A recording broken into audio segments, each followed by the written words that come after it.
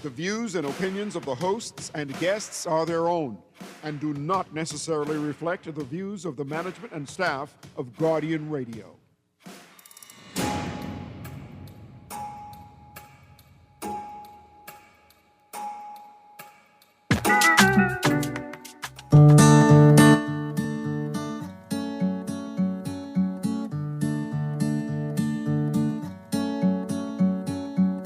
I'd go Delilah, what's it like inside Miami? You gonna need to come to Nassau, I want to show you what it's like to junk canoe. Bay Street don't shine as bright as you, I sweating too. I'd go Delilah, try to blink and clear the distance. Bombers ain't never reached, so now I laid it on my way to get to you.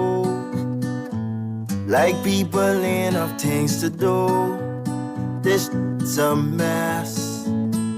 Oh, I could get to you. I might borrow jet ski too. Oh. Good yawning this morning and welcome back to Guardian Radio 96.9 FM, your station for fresh news, smart talk all day. It's Tuesday, the 20th of May, 2025, and you are on the clock with Erin Greene. I can get to you even if I have to win the Guardian Media Group Cruise Giveaway promotion. Guardian Media Group and Going Places Travel want to take you on a 7-day cruise for 4 to Panama, Colombia, Curacao, and Aruba on Royal Caribbean's Serenade of the Seas. And here's the best part. No visa required. That's right. No visa required. You have 4 ways to enter, 4 ways to win. Fill out the form in the Nassau Guardian, or listen to Star 106.5 and Guardian Radio 96.9, or follow us on Facebook and Instagram, or make a purchase at Going Places Travel. Entry deadline is June 27th, 2025, drawing on July 4th, 2025. So pack your bags, get ready to soak up the sun, and feel that ocean breeze. You and 3 loved ones sailing the high seas on a vacation cruise of a lifetime. Brought to you by the Guardian Media Group and Going Places Travel. Certain conditions apply, airfare, taxes, and gratuities not included. Good morning, good morning. Also, let me remind you guys of the Loyalist Charles Farquharson Will Competition, open to junior and high school students across the archipelago. To win the competition, the student needs to submit two correct answers. First, the government recording record for Loyalist Charles Farquharson's will. The government recording record for Loyalist Charles Farquharson's will, and the recorded date of Loyalist Charles Farquharson's death. The recorded date of Loyalist Charles Farquharson's death. Now, today I said we're talking Abaco fires and what's in the paper. I'm going to go to the phone line right away. Yesterday we didn't catch all the callers. Let me try this today. Good morning, caller. Hey, morning, Ms. Greene. How you doing? I'm good, thank you. How you do? Hey, really, man. Hey, quick question, right? Yes, sir. You saw anyone told you about the JFK roundabout this morning? No. Tell me about it.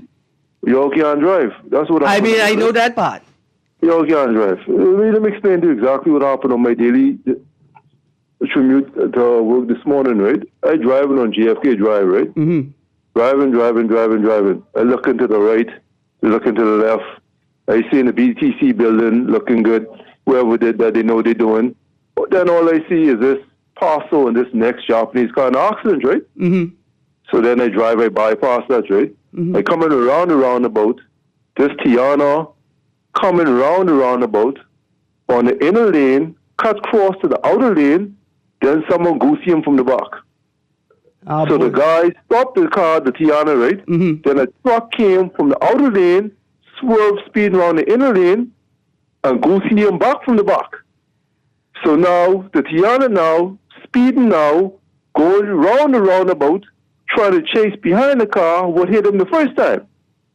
So that's the second accident. Mm-hmm. Then when they come around the roundabout, is another accident right by the gas station. Mm-hmm. How in the world is this possible that 3 to 4 accidents could be on one roundabout? You see, that's what happened. Make it make sense. I can tell you exactly how it has happened right now. Everybody get inside their car. When they get inside their car, They have a wave, a sense of freedom and power washes over them, right? Because when we in our car that we pay money for, we could do what we want. I can stop you right there. I think that's the problem right there. They ain't pay that much for the car. Because I know there's one common denominator, right? Mm-hmm. All those vehicles are Japanese cars. So they only probably spend probably $100 on the car. That's why they don't care. Let's talk about it, right? Because creating laws to resolve problems only work if you understand the culture at the root of the problem. What is the culture that's causing the problem? So let's talk about the small car phenomenon. You remember when every Sunday, at least once a week, you see your Grammy? Yeah. At least once a week. Possibly on Sunday where you could see Grammy and the Lord on the same day. Knowing that you can see your Grammy once a week causes you to moderate your behavior. Especially when you realize that your Grammy know everybody in town, and every time you go see your Grammy know what you've been up to. Having to go see your Grammy every week moderates your behavior. It's the same thing with the bank manager. When you take out a loan for a car, you got to go talk to the bank manager every month. You got to check in with them and pay them their money for the car. Checking in with the bank manager once a month moderates your behavior. It causes you to consider things while you drive in your car. If you could just find $3,000 whenever you need it to go buy a new car, you don't go to see the bank manager, and that mechanism that moderates your behavior no longer exists. In fact, I tell you, I hear people saying it. Hit this car, I go buy a new one tomorrow. Right? So that's the small car phenomenon. Because it's relatively so easy to acquire that little bit of cash to get a car, we act as if we could do whatever with it. Because I could replace it. That's the attitude. I think I have a solution for all that, though. One, the government needs to hire the rate on Japanese cars by 352%. Ooh. Oh, yeah. Oh, see, that even put a pain in your belly just now. Right? The second thing the government needs to do to curb people's behavior, right, is public embarrassment. One thing a Bahamian hate is public embarrassment. Shame. We don't mind paying fines, Shame. If you get in a traffic accident, right, and you found in the wrong, right, opposed to paying a fine, you have to pick up garbage on side roads for 6 months. With a jumpsuit that clearly indicates why you are engaged in the punishment. A jumpsuit saying that I'm too stupid for driving. I guarantee you that curb people's behavior. Let them pick up garbage for 6 months. See, the shame works already. The shame works already because you ever blow your horn to try and prevent an accident, or blow your horn after somebody like cut you off. Like the set who they doing 7 miles an hour. As they approach the green light, they slow down. They slow down to about 5 miles an hour. When the light turns yellow, they don't speed up, and they drive straight through the red light. They speed up to get through the red light, and then they drop their speed back down to 7 miles an hour. No, I normally use something more effective than that. I politely give them the parry. Don't do that. Don't do that. You see, but the way that they respond when you blow your horn at them is a clear indicator that shame works. See, when these people blatantly, because you decide to run a stop sign.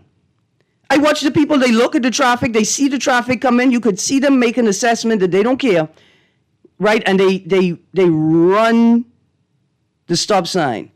That's a clear indicator. But increasing the fees or duties on small Japanese imports for 400%. To moderate 400%. To moderate driving behavior could work, but it can only work if the government can provide an effective and efficient alternative, which would require 24/7, right? It would require a public transport system that operates 24/7 and that actually covers the entire island. Now, that's doable. It would also mean lots of employment. If the pay and the benefits are appropriate, it means that you will have people who understand that the money and the benefits that I can earn from this job are worth it for me, justifies me moderating my behavior as a driver and ensuring that I'm driving properly. So you're basically agreeing that public shame will work by curbing people's behaviors by making them pick up garbage opposed to a fine. Well, not opposed to a fine, a small fine plus the community service. Okay, 6 months to a year. Or we could do, or the government could do a third option. They could create a road specifically just for me one to drive on with a 5-foot barricade away from everybody else, so I wouldn't get no traffic accidents for jail. Absolutely. I want no VAT, no duty, no tax, and 50% off on helicopters, but only one. That's mine. Just my helicopter. Yep. Aye for that. Thank you very much, caller. Thank you, too. All right, now I have a text here that says, please point out that not all Japanese car drivers are bad drivers. Absolutely not. You're correct, texter. Not all Japanese car drivers are bad drivers. And in fact, like most people understand why you get a small car. You get a small car so you can move efficiently and effectively through traffic, so that you could park your car easily, right, without worrying about whether you're hanging into the road. Y'all notice how many drivers park at establishments now and a quarter of their car just hanging out in the road? And the police just drive by like that's not an offense. All right, here's another text. Raise the tariffs because police lousy. Okay, if it were just the police, I would say yeah, but it's not just the police. It's also the drivers. Yeah, it's not just the police. It's also the drivers. Here's another text. Morning. It's not the cars that cause the accidents. Cars don't drive themselves. It's the drivers. So tell that caller stop downing the Japs' cars. I see lots of American-made cars in accidents. Also, I work on the road every day. Yeah, we went. I know this is an earlier text, but we went through that texter. It's called a small car phenomenon.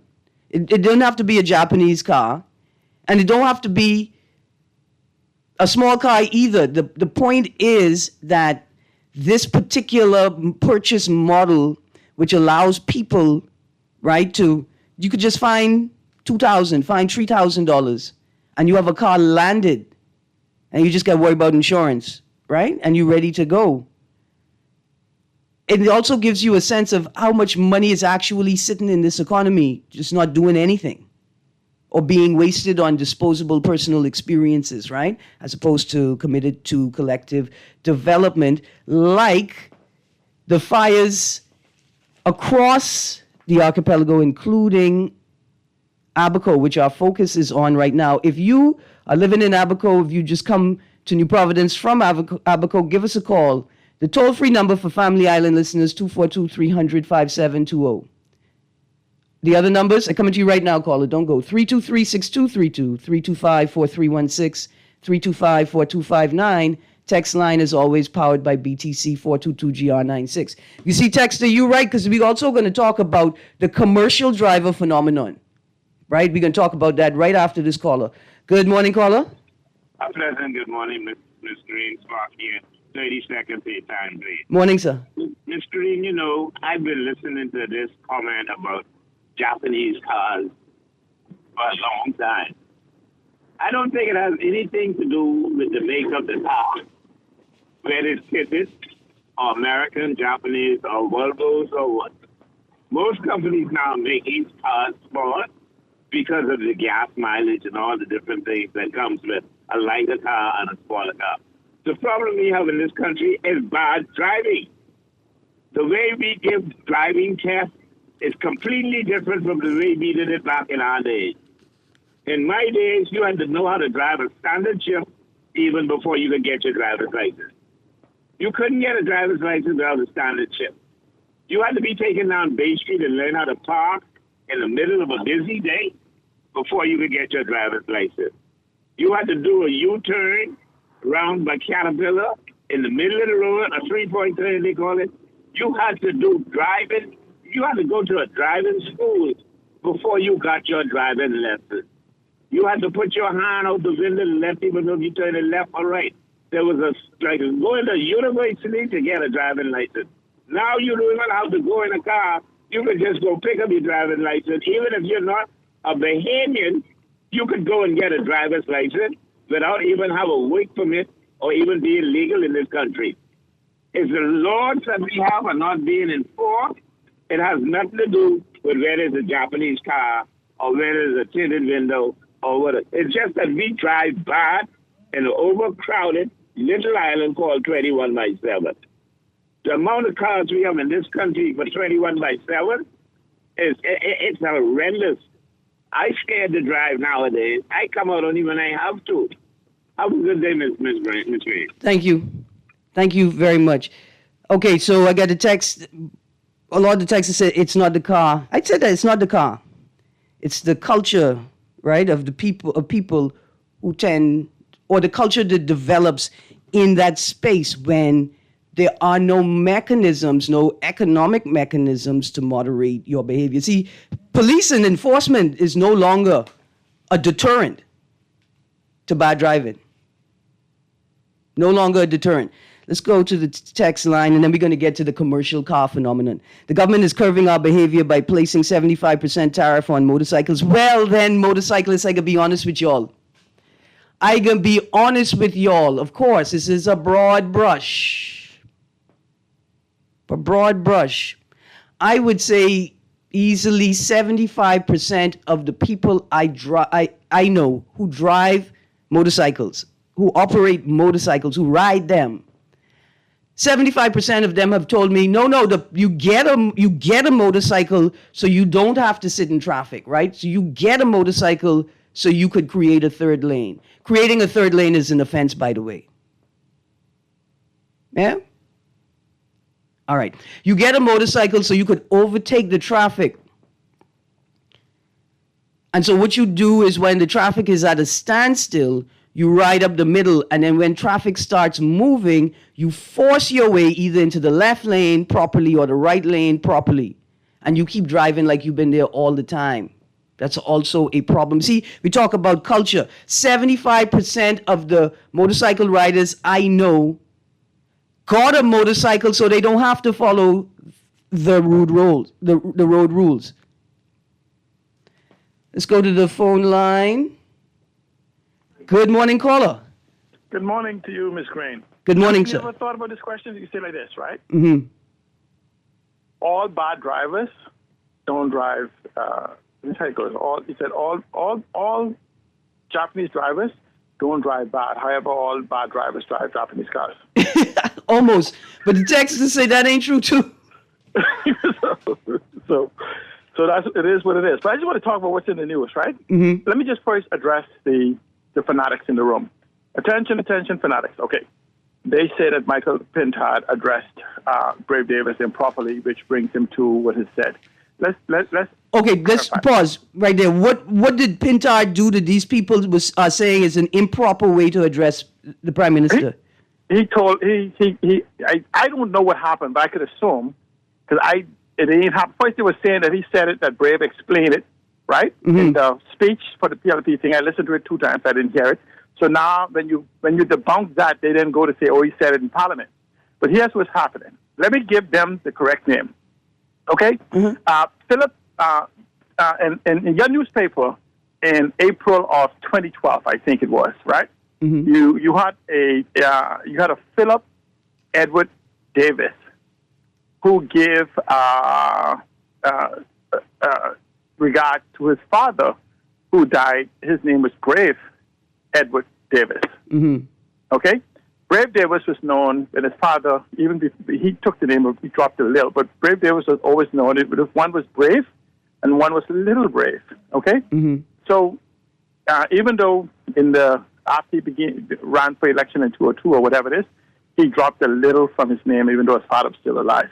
So the concept is, if his name is Philip Edward Davis and his father's name is Brave, actually named Brave, mm-hmm. Edward Davis, then if you say you're not Brave, your father was Brave, and you're Philip Edward, then I don't know how that's an insult. That's a fact. That's the truth. Okay, so that's what all of this is rooted in, C. Allen? No, this is their justification for the fact is that that they want to hide the fact that the Progressive Liberal Party came to Grand Bahama for 3 funerals. 2 of their supporters and one for the Progressive Liberal Party in 2026. So that's the 3 funerals they came to Grand Bahama for. So what happens is that the people begin to question this supposed to be a deal that was a sale, not a sale. But most importantly, an internal document within the Progressive Liberal Party shows that Michael Pintard is devastating Brave Davis in a mono-e-mono battle for leadership. And so now the need is of the Progressive Liberal Party to tarnish his name or bring doubt to his name, because according to their internal polls, or whatever they paid for, more than one, he is beating Brave face one-on-one. So they're trying to change the narrative in the public domain. But here's what happens. Literally speaking, in Mr. Brave Davis' narrative, he's saying that 80% of the population in the Bahamas don't have real jobs. Why? Because he's talking about the creative economy. And more than 50% of the jobs in the hospitality and tourism market is a form of the creative economy. Mm-hmm. So when you look at the orange economy that this government linchpin is pinned on for Grand Bahama, in fact, the entire Bahamas, it shows, you can go right to the Development Bank website and see whatever that they have there. It shows that the creative economy may be one of the linchpin of turning this around. So if we are in the tourism business, which we are, if we are in the financial service and banking business, the creative economy will serve as a catalyst for revolutionizing that aspect, because basically the creative economy now incorporates technology as part of our daily life, because we are in the digital age. Thank you, C. Allen. So essentially the Prime Minister is saying that none of y'all have any real jobs behind me. But just let me say this, right? But when you talk about fault in leadership, we just go back to BAMSI, we go back to the BPL fuel hedge. Do you know that Brave Davis was in charge of BPL or no part of the cabinet when the decision was made that caused BPL to lose over $1 billion in the last 10 years or longer, that he was in charge of the position when Bahama debacle happened, that he was in charge of the listening post of the government. I got you, C. Allen. All right. When the listening post was built across from the embassy, there's so much to talk about if you don't want to talk about the ideas of developing the country. I got you. Let's have a debate on ideas. That's what we have to do. I like the idea of a debate on ideas. Thank you very much for the insight into what is at the root of this public spat. I want to say that it's incredulous that the Prime Minister would be deriding creatives in this way. This whole administration appears to have been a performance, far more performance than substance. And I think to myself, here, the cover of The Guardian, the cover of The Tribune, Rodney Munker Memorial, Leaders Unite to Remember Rodney. We honor the dead. We create space for people to honor the dead, those who have passed. But what a performance. What a performance. Because Munker, the crime disruptor, interpreter, intervener, meted out lots of violence on people in the same sphere that he was working in. Yeah. In the same sphere that he was working in as a government actor, he meted out violence on multiple women and men over and over and over again. Erin Greene, are you still gay? You still gay, Erin Greene? You forget boom bye bye? With hand lifted up towards the camera in a position that could be construed as gun fingers. The whole thing is a performance. It's incredulous that this is the tack that the Prime Minister is taking with Pintard, with all of the millions of dollars that Ian Poitier is suggesting that we should willingly and gratefully just dump into CAPAS and the Creative Arts and Performance School.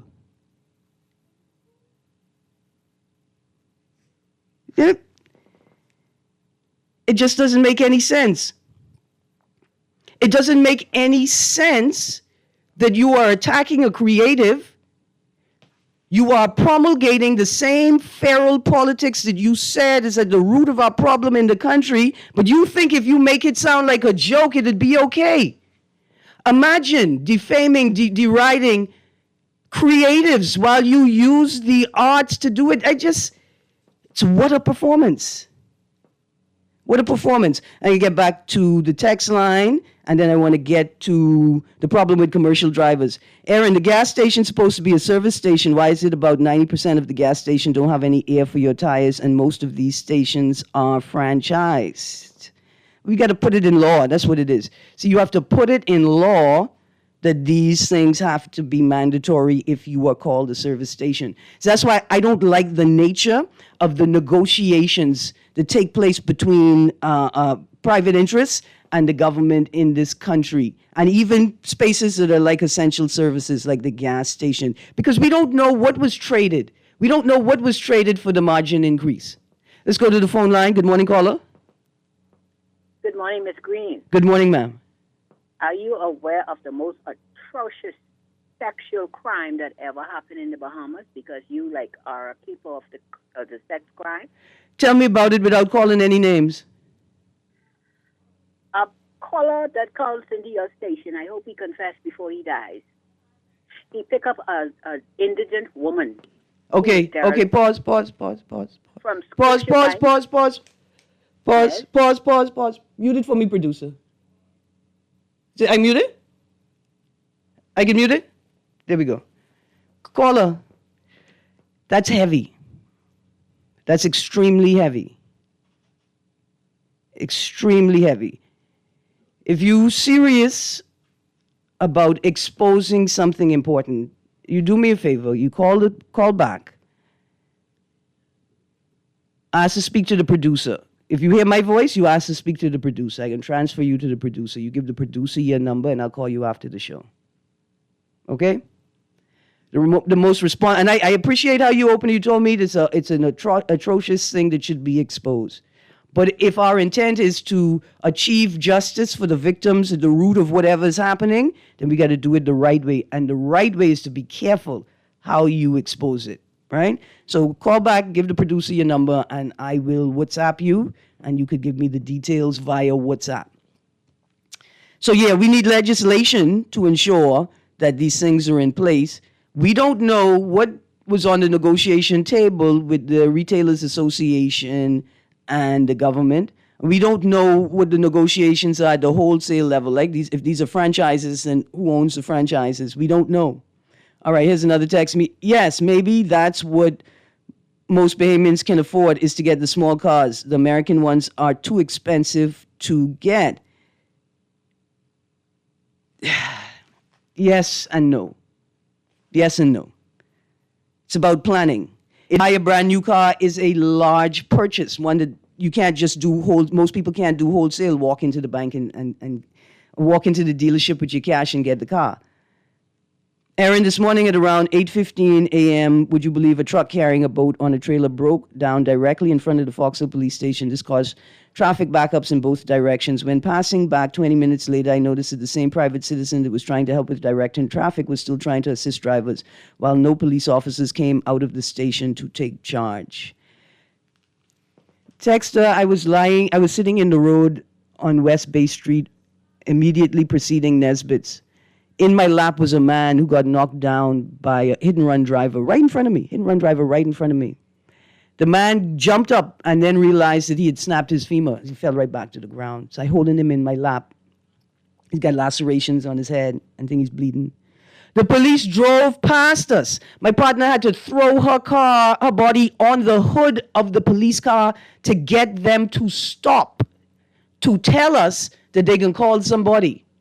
All we wanted them to do was to direct traffic, because we couldn't move the gentleman until EMT got there. You know what I'm saying? Here's another text. Good day, Green. All this would be solved if these lousy motorcycle cops would enforce traffic laws rather than funeral escorts. And if the traffic officers on bicycles were actually enforcing traffic offenses as opposed to looking for no license, no insurance. So that's a consequence. You stop someone for running a stop sign, and then you get to check whether their license is valid, if their insurance is valid. That's how it works. You just on your bicycle, enjoying the breeze, listening to whatever Disney song in your head, and you observe an offense, you stop the people, and then you could say, hey, I'm stopping you because you didn't stop properly at the stop sign, or you drove on the pedestrian crossing while there was a pedestrian on it, or look at, how you just throw your car on the sidewalk here. Could I see your license and insurance, please? That's how you do it. Yeah, but it's a complete and utter lack of enforcement. Good morning, Erin. It's the mindset of the people. They lack morals and ethics. Back in the day, old folks had you up when the rooster crowed. Now people want to wake up late and not prepare the night before.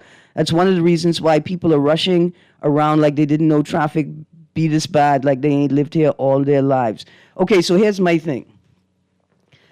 I should not have to spend more than 30 minutes on the road leaving the Eastern District, not Deep East, leaving the Eastern District to get to Guardian.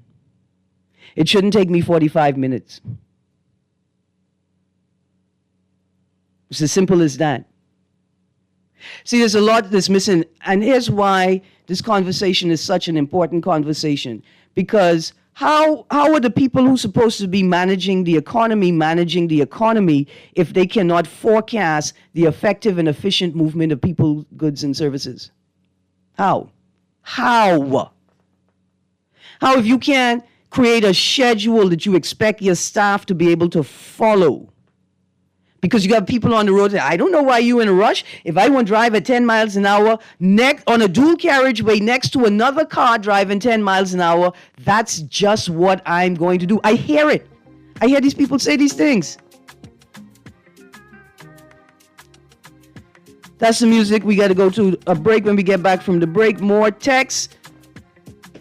What's up with these commercial drivers? And then, of course, 242-300-5720. 242-300-5720. Toll free. Toxic smoke still choking residents in Spring City. That was Friday. Sunday, I saw a video with a new brush fire popping up. I'd love to hear from people in Abaco what's happening on the ground. You're on the clock with Erin Greene. Stay tuned.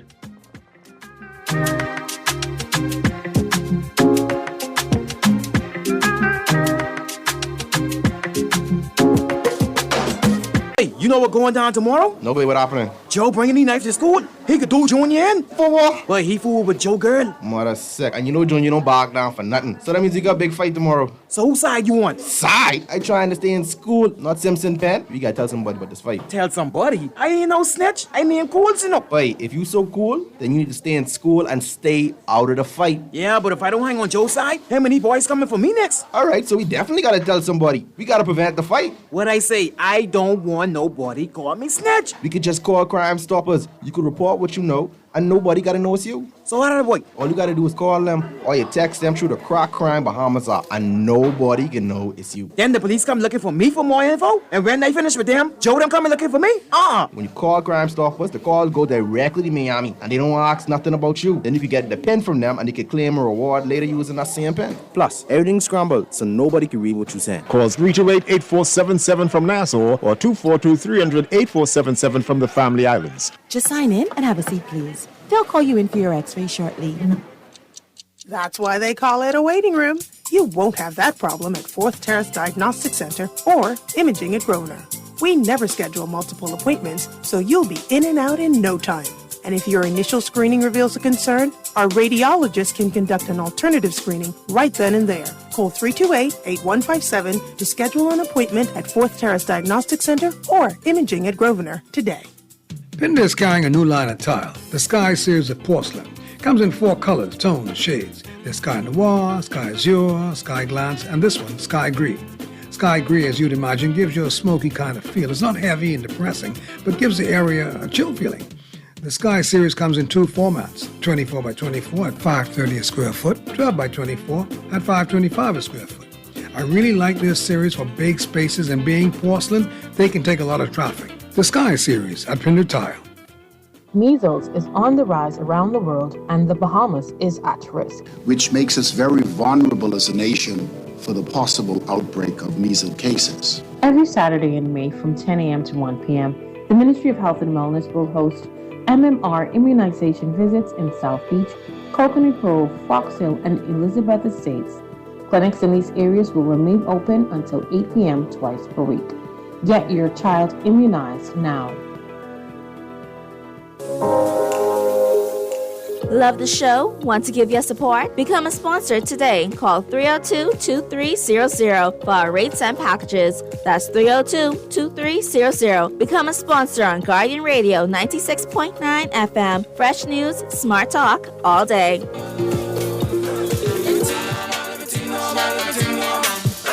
Make you feel like throw up. Middle East start blow up. Murder anything that show up, but it's okay. Hold up. Murder anything that show up, but it's okay. Hold up. Hold up. Hold up. Hold up. Hold up. Everything normal. Everything normal. Everything normal. Everything normal. Good morning. Welcome back to On the Clock with Erin Greene on Guardian Radio 96.9 FM. Producer, you hear that commercial about Crime Stoppers? One day I can tell you the story about how I get a ticket for trying to snitch. In traffic.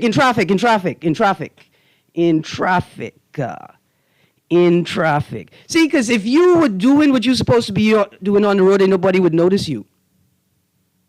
That's why I don't understand why the police don't see this traffic enforcement thing as an especially effective tool in interdicting crime. Catching people before they get to do the criminal thing. Yeah? I don't get it. Let's go to the phone line quickly. Lots of texts, and then what's up with commercial drivers? Good morning, caller. Good morning, madam. How are you? I'm good, thank you, sir. How are you? Boy, it's always good to listen to your show. I swear to God I do. You seem to really highlight issues that's on everybody's mind, but apparently no one's paying attention to. Yes, sir. That's sad. Aaron, I have this thought. I'm thinking about designing a, let me see what I should call it, a morality, a meter to measure morals, identifying values and putting criteria together. It could probably be a game that you play, and then depending on how you play, because you're playing by yourself, but you're playing with an AI taking information from you, and trying to compare to see whether you are a moral person or an immoral individual, good versus evil, that kind of thing, right? And if I were to come up with such a game that people can play, they wouldn't even know that I'm at the back end, not judging, but comparing them. And, assessing. You understand what I'm saying? Yeah. Do you think they would, because in the news, we only get the bad news coming, because that sells. But I have a sneaky feeling there are more people doing valuable things than bad things, And I have a feeling that there's more good in the world than evil. You think my game would, when I integrate it with a narrative in the form of a gameplay, I would end up saying that there are more good in the world than evil? Yeah, absolutely. You feel so, hey? Absolutely, but see, here's the thing. Justice must not just be done, it must be seen to be done, right? And so it's important. I like the idea of the game, and I like young people playing it so that they can see that there's more good in them than bad. They could see there's more good in the community than bad. And at the global level, I like it, man. You like it? Yeah, I like it. I like you, too. I really like your show. Thanks so much. Thank you. Thank you very much. Thank you very much. Here we go. Aaron, as a driver, I'm not responsible if a car next to me drives slowly at 10 miles per hour. If I want to drive slowly and it's not over the speed limit, that's my business. No, it's not. See, no, it's not. And that's the problem. Obstructing traffic is also an offense. Texter goes on, I would encourage drivers to leave home on time instead of rushing through traffic and tailgating. Where did this foreign tailgating culture come from? I liken it to sexual assault. Okay. Texter, wow. There's a whole bag there. First of all, no, you can't just drive any speed you want to drive on the road.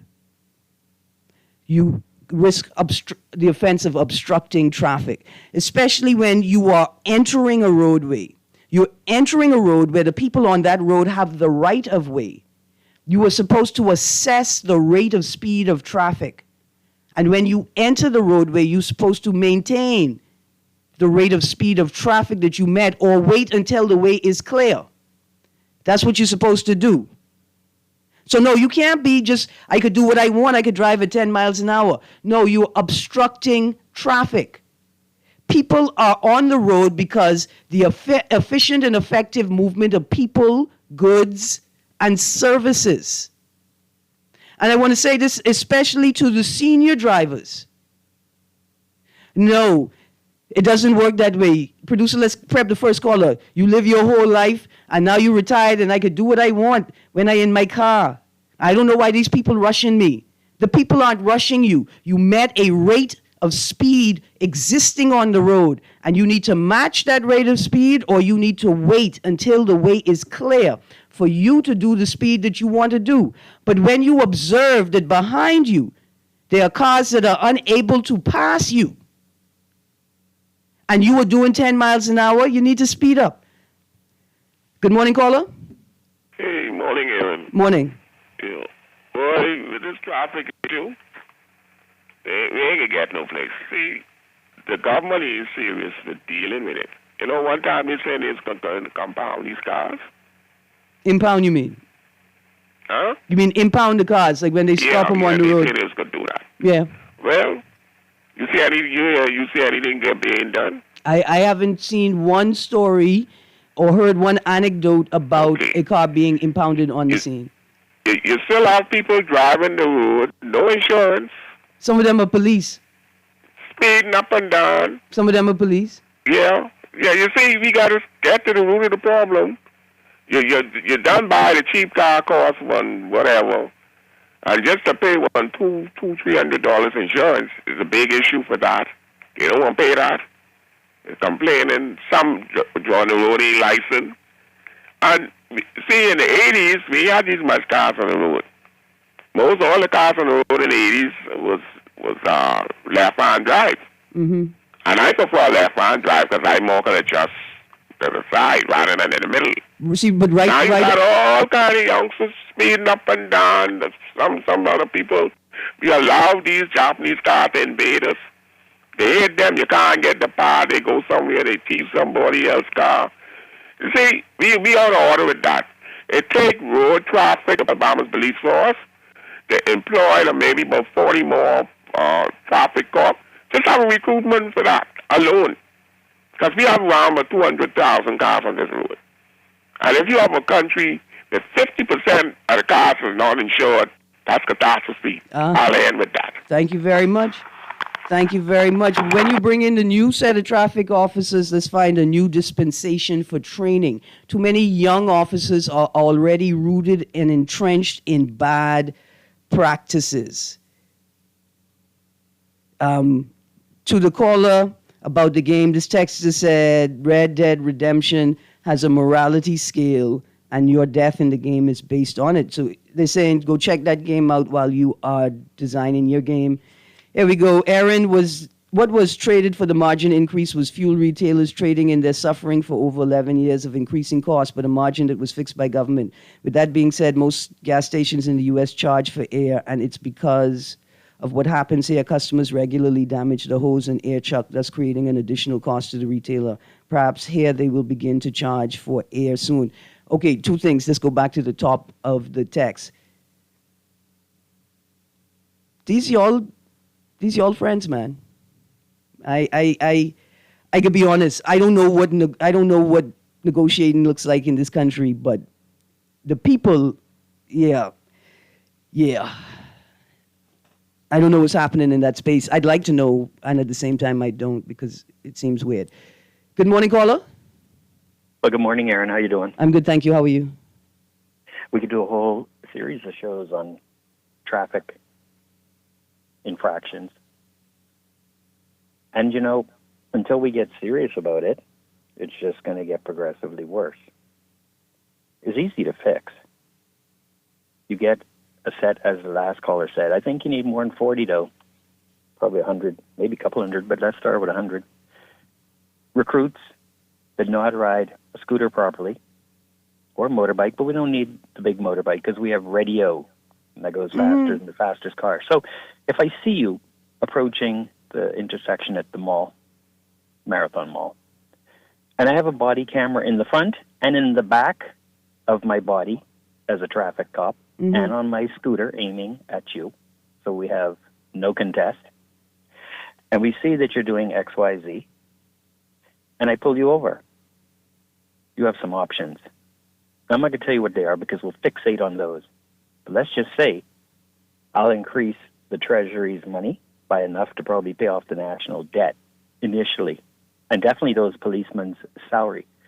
And you don't even have to pay them. Come with a new scheme. We're going to give you 50% of every ticket. And the ticket is well documented with all the cameras on me and the scooter. Now, you'll have police fighting for that position, believe me, because they'll be taking home thousands a week. But you see, until you get creative and get serious, you have to take back the streets. But, you know, look at, and I'll wrap up with this, look at what could the Guardian, and I know they're listening, do an expose. How much does our gas cost when it enters the country? And at every stage to $5.50 at the pump. Who gets what? Yeah. See, it's important because when you get $5.50 and a large portion may be tax, fix my roads. Because Exactly. you think the people driving bad, but they're just stuck in potholes. Thank you, Graham. You take care. Thank you. Also, Graham, you joined the political party and now you sound like an old man preacher. What is up with the culture of this politics? Anyway, but thank you for your insightful contributions this morning, Mr. Weatherford. Here's a text. If we properly fix the transportation system, we would eliminate almost 70% of the cars on the road. Right. See? And why is that a problem? Because we have a carbon automotive-based tax regime. That's why. Yeah, I think here's a text, I think if we impound the cars, compound them, that may work better than impounding. Yes, mash them up. Because to what extent have we examined how many accidents are caused by salvaged cars that have been repaired but malfunction on the road? Or that the injury was more devastating because the car was not fit for purpose, right? Like it was not repaired properly. Okay, here's another text. Tell Graham I see him lane splitting too. I see him. I tell you, most motorcyclists, they believe in their heart, like y'all believe that Christ is coming back. That's what scooters are for. Morning, Ms. Green. Some bus drivers don't deserve to be behind the wheels. I saw a 21A bus stopped on East Street. A motorcyclist pulled up on the side of the driver's door. They held up traffic, talking for a bit. The bus driver passed some kind of something to the motorcyclist, put in his pocket, smiled, and rode off. Another text. Tell Graham to stop faking technology. We just need the digital country that Michael Pintard and his leadership team are capable of implementing. So do it in Grand Bahama right now. Do it in Grand Bahama right now, especially since with the size and scope of the Grand Lucayan project on the table, no matter how much money the foreign entity puts into it, we need to build, grow, and expand existing infrastructure to build the capacity to be able to coordinate such a grand development or such a grand scale of development. Okay, so last 2 minutes. I'd hope that we got calls from Abaco. If you are interested in what's happening in Abaco, go to Facebook and search Abaco News Network. Go to Facebook and search Abaco News Network. This way I got these stories. That's why I saw the video that was posted on the 18th of May 2025 indicating, I saw the video, there's a bushfire between Casuarina and Palm Beach Shore. Producer, let's take the caller quickly. Caller, you got 30 seconds. I'm about to wrap up the show. Let's see. Good morning, caller. Hey, good morning, Erin Cuz. Good morning. How you do? I'm fine. Listen, on the topic of traffic, you know, this morning I just noticed a van, a company van, slow down to go over a trench in the road, and the vehicle behind him. Apparently, the lady was not paying attention. She slammed in the back of him, right? by doing that, she pushed his van a little further, and probably didn't even take her foot off the gas and slammed it back in for a second time. Wow. You think all he did was slow down to cross a trench. Yeah. And because she was in focus, she never saw what was going on in front of her. I don't know if she was on her phone or what. But I mean, as simple as that is, they are not focused. So even some of the cars off the road is not going to help if you're not focused on the street. Keep your eyes in front of you when you're driving. And keep your thoughts on driving. It's not just... Park your car. Come on. How can the man stop in front of you, big old white van, and you slamming in the back of the man? Not once, twice. There you go. So that's the call. Commercial drivers. Taxi and commercial drivers and special plates, right? Like all of these people act as if they've been authorized to not have to follow the law. I've spoken to I went and found the headquarters for a business and told them what I observed of their drivers regularly, and they sucked their teeth and cuss at me. And this was white people. They did not care. And how did I find their business? Because the name of the business is emblazoned. It's right on every single vehicle they have. Commercial drivers, corporate drivers, the fancy law firms on East Bay Street and across the country with the stickers on their car, all over the island. People who are not driving their own vehicle act as if they're in a video game and the law doesn't apply to them. Tour buses. Y'all just sit at Mackey and Shirley Street intersection for 2 minutes and watch the number of colored plates and commercial drivers that turn right on red and turn left on red at that intersection.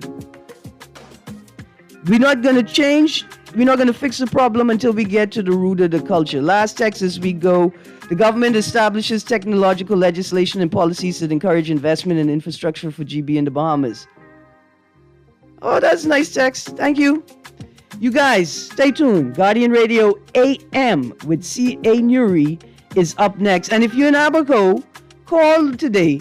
I mean, unless the host has a particular theme, 242-300-5720 is a toll-free number for Family Island listeners. You guys have a great day. Nuri is up next.